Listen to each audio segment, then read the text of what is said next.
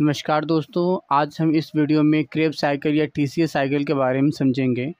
Krebs cycle या TCS cycle का basic introduction समझेंगे कि क्रेब्स साइकिल या टीसीएस साइकिल है क्या और इसका पर्पज़ क्या है, ये किस लिए होता है, ठीक है, और इसमें क्या चीज़ें होती हैं। इसको डिटेल में ना जाके केवल इसका इंट्रोडक्शन और इसका पर्पज़ समझने की कोशिश करेंगे।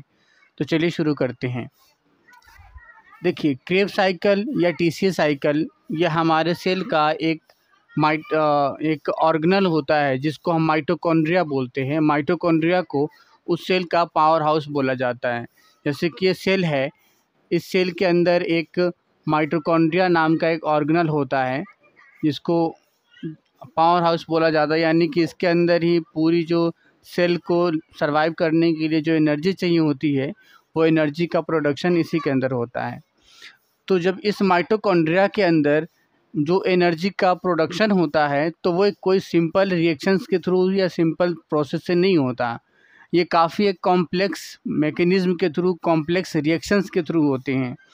तो एक ऐसा कॉम्प्लेक्स रिएक्शंस जिसके थ्रू या जिसकी हेल्प से ये माइटोकॉन्ड्रिया का अंदर का मैट्रिक्स वाला पार्ट किसी भी न्यूट्रिएंट से, चाहे वो कार्बोहाइड्रेट हो, चाहे प्रोटीन हो या फैट हो, उससे एनर्जी रिलीज़ कराता है जो उसको सेल को सरवाइव करने के लिए चाहिए होती है। तो वो एनर्जी रिलीज़ कराने का जो कॉम्प्लेक्स रिएक्शंस है, जो सीरीज ऑफ रिएक्शंस है, जो एक रिएक्शन नहीं कई सारे रिएक्शंस कॉम्प्लेक्स रूप में एक के बाद दूसरी, दूसरी के बाद तीसरी, कई सारे स्टेप्स में वो रिएक्शंस है, जिसमें कई सारे रिएक्टेंट, कई सारे एंजाइम्स, इन सभी के मिलने से वो रिएक्शंस कंप्लीट होते हैं। तो उन्हीं चीज़ों को, उसी कॉम्प्लेक्स रिएक्शंस को हम टीसीएस साइकिल के नाम से जानते हैं या क्रेब्स साइकिल के नाम से जानते हैं, ठीक है। तो थोड़ा सा इसका इंट्रोडक्शन देखते हैं। Krebs cycle can also be called the citric acid cycle. यानी कि क्रेब्स साइकिल या टीसीएस साइकिल को सिट्रिक एसिड साइकिल भी बोला जाता है या फिर try carboxylic acid cycle, TCA।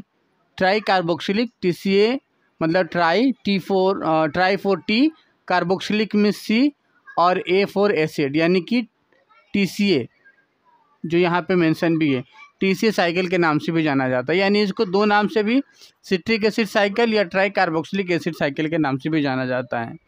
दूसरा है this cycle takes place in mitochondrial matrix. यानी कि ये माइटोकॉन्ड्रिया का मैट्रिक्स वाला पार्ट है ना, अंदर वाला पार्ट, इसके अंदर ये वाला रिएक्शंस कंप्लीट होते हैं। It is the primary step of aerobic processing within a cell. यानी कि किसी सेल के अंदर जो प्राइमरी एरोबिक प्रोसेसिंग है, यानी कि जो हम ऑक्सीजन लेते हैं, इनहेल करते हैं ऑक्सीजन, वो इनहेल किया हुआ ऑक्सीजन ब्लड के साथ मिल के, ब्लड उसको कैरी करके हर एक टिश्यू के सेल के पास लेके जाता है। और जब सेल के पास जाता है तो सेल के अंदर साइटोप्लाज्म में जाके फिर ये माइटोकॉन्ड्रिया के मैट्रिक्स में जाता है, जहाँ पे इस कॉम्प्लेक्स रिएक्शंस को होने में मदद मिलती है। और जब ये कॉम्प्लेक्स रिएक्शंस होता है तो कुछ एनर्जी रिलीज होती है और साथ साथ इसके बाई प्रोडक्ट के रूप में या इसका एक्सक्रेटरी प्रोडक्ट के रूप में कार्बन डाइऑक्साइड गैस या और मेटाबॉलिक जो एक्सक्रेटरी वेस्ट मटेरियल होते हैं वो प्रोड्यूस होता है, जो बाहर निकलता है, ठीक है।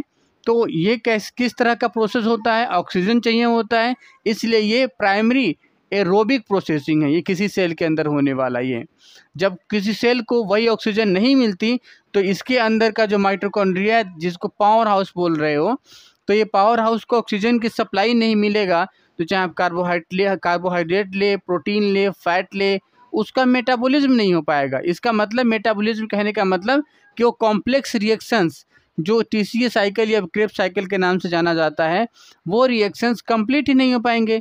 और जब रिएक्शन कंप्लीट नहीं होंगे तो फाइनली ना तो एनर्जी रिलीज होगा, ना ही कोई और चीज़ रिलीज होगा। और एनर्जी ना रिलीज होने के कारण ये जो सेल है सर्वाइव नहीं कर पाएगा और मर जाएगा, ठीक है।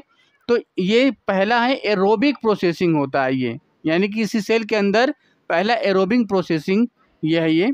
नेक्स्ट है the process oxidises glucose derivatives. इस प्रोसेस में कौन कौन चीज़ें ऑक्सीडाइज होता है, तो देखिए ग्लूकोज डेरिवेटिव्स। ग्लूकोज डेरिवेटिव कहने का मतलब है कार्बोहाइड्रेट के जितने भी डेरिवेटिव है, जैसे ग्लूकोज हो गया, लैक्टोज हो गया, फ्रक्टोज हो गया, माल्टोज हो गया, गैलेक्टोज हो गया, ये डेक्सट्रोज हो गया, ये सारे के सारे ग्लूकोज के, दैट मीन्स कार्बोहाइड्रेट के डेरिवेटिव्स है, अलग अलग रूप है। डेरिवेटिव कहने का मतलब अलग अलग उसका रूप में पाया जाना। ये सारे कार्बोहाइड्रेट्स के ही डेरिवेटिव होते हैं। इन सभी का डाइजेशन, दैट मीन्स इन सभी का जो ऑक्सीडेशन होता है, यहाँ पे ऑक्सीडेशन टर्म यूज किया गया है, यानी कि इन सभी से एनर्जी रिलीज की जाती है। इन सभी का इसी के अंदर ही, माइटोकॉन्ड्रिया के अंदर जाने के बाद ही ऑक्सीडेशन होता है और उससे एनर्जी रिलीज होती है। दूसरा, या तो कार्बोहाइड्रेट के जितने भी डेरिवेटिव्स हैं उनका फैटी एसिड्स चाहे ट्राइग्लिसराइड्स हो चाहे मोनोग्लिसराइड्स हो, कोई भी फैटी एसिड हो, ग्लिसराइड बोल दिया, कोई भी फैटी एसिड किसी के रूप में हो, यानी जितने भी लिपिड्स के अलग अलग कंपोनेंट्स है, डेरिवेटिव है, उनका भी होता है। अमीनो एसिड्स से यहाँ पे लिया गया है प्रोटीन, यानी कि कार्बोहाइड्रेट हो, लिपिड्स हो यानी फैट या प्रोटीन, इन सभी का ऑक्सीडेशन, दैट मीन्स डाइजेशन यानी कि मेटाबॉलिज्म, इसी माइटोकॉन्ड्रिया के अंडर होता है और ये इसी प्रोसेस के थ्रू होता है। और ये होता किस लिए? To carbon dioxide through a series of enzyme controlled steps. जब ये सब कुछ होता है तो बाद में एक प्रोडक्ट निकलता है, बाई प्रोडक्ट, जिसको हम बोलते हैं कार्बन डाइऑक्साइड। यानी कार्बन डाइऑक्साइड नाम का जो एक बाई प्रोडक्ट है, इन सभी के जब ऑक्सीडेशन होता है तो ऑक्सीडेशन के बाद ये कार्बन डाइऑक्साइड निकलता है। यानी कि ऑक्सीडेशन यानी कि इन सब के साथ जब ऑक्सीजन मिल जाता है तो फिर जो बाई प्रोडक्ट के रूप में जो रिलीज होता है वो कार्बन डाइऑक्साइड गैस रिलीज होता है और बहुत सारे एंजाइम्स इसमें इन्वॉल्व होते हैं। अब इसका पर्पस देखते हैं कि आखिर क्रेब्स साइकिल या टीसीएस साइकिल है, इसका पर्पस क्या है। जैसे मैंने पहले ही बताया कि इसका पर्पस ये है एनर्जी रिलीज कराना, ताकि सेल को सर्वाइव करने के लिए मिल सके। तो एनर्जी रिलीज कराने के भी अपना एक मैकेनिज्म है, इसके अंदर इलेक्ट्रॉन चेन मैकेनिज्म होता है। तो उसको कंप्लीट कराने के लिए क्या होता है, तो ज़रा देखें। कह रहा है टू कलेक्ट, इसका पर्पस क्या है? To collect high energy electrons, यानी कि जब ये केमिकल रिएक्शंस अंदर हो रहे होते हैं तो इसके अंदर अलग अलग हाई एनर्जी वाले इलेक्ट्रॉन्स रिलीज होते हैं और यही हाई एनर्जी इलेक्ट्रॉन्स को कलेक्ट करके जो इलेक्ट्रॉन ट्रांसपोर्ट चेन होता है उसके अंदर दे दी जाती है और इलेक्ट्रॉन ट्रांसपोर्ट चेन फिर उसी हाई एनर्जी इलेक्ट्रॉन से ही वो एटीपी में कन्वर्ट कर देते हैं। एटीपी कहने का मतलब है कि जो सेल पैकेट ऑफ एनर्जी हम बोल सकते हैं, यानी कि सेल जिस रूप में अपना खाना लेता है या एनर्जी लेता है वो हमारा कहलाता है एटीपी, यानी सेल का ये एनर्जी है। ठीक है, सेलुलर एनर्जी।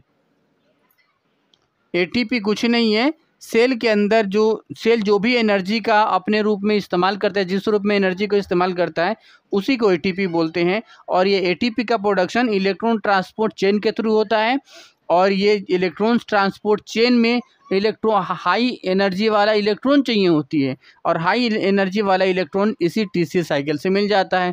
और वो टीसीएस साइकिल के अंदर जो मटेरियल चाहिए वो या तो कार्बोहाइड्रेट होता है या फिर प्रोटीन होता है या फिर फैट होता है, यानी ये सब ऑक्सीडाइज होते हैं तो मतलब हाई एनर्जी वाला इलेक्ट्रॉन रिलीज हो जाता है और हाई एनर्जी वाला इलेक्ट्रॉन फिर वो जो इलेक्ट्रॉन ट्रांसपोर्ट चेन होता है उसको दे दी जाती है और फिर वो एटीपी बना देता है और उससे सेल को एनर्जी मिल जाती है। तो ये हाई एनर्जी इलेक्ट्रॉन जब ये इसका पर्पस होता है कलेक्ट करना, और जब इस मैकेनिज्म के थ्रू जब हाई इलेक्ट्रॉन एनर्जी पैदा हो जाता है तो फिर इसको एक पॉइंट से लेके दूसरे पॉइंट तक पहुंचाना होता है, यानी कि जहाँ पे रिएक्शंस हो के ये हाई इलेक्ट्रॉन एनर्जी बना है वहाँ से लेके जहाँ पे इलेक्ट्रॉन ट्रांसपोर्ट चेन है वहाँ तक ले जाने के लिए कोई ना कोई कैरियर चाहिए, यानी ढोने चाहिए, माल ढोक चाहिए।